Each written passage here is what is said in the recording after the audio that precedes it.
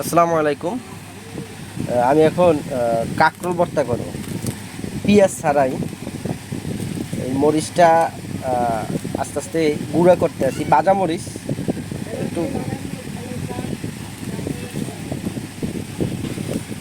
Just অল্প সময়ের ভিতরে। আমার কাঁকরোল খুব পছন্দ, কাঁকরোল আনছিলাম খাওয়ার জন্য, বাট খাওয়া হয় না। এখন এটা ভর্তা করব, অল্প সময়ের মধ্যেই ভর্তা করব। আমার কাঁকরোলের সব থেকে বিচিটা খুব ভালো লাগে। এই যে বিচিটা, এইটা আমার কাছে খুব ভালো লাগে ভিতরে। এই জন্য অ্যাকচুয়ালি কাঁকরোলটা আমার পছন্দের খাবার। খুব তাড়াতাড়ি অল্প সময়ের ভিতরে কাঁকরোল ভর্তা হয়ে গেল। আপনারা চাইলে এরকম অল্প সময়ের ভিতরে সুন্দর একটা রেসিপি তৈরি করতে পারেন। দেখছেন, একেবারে শর্ট করে ভিতরে হয়ে গেল।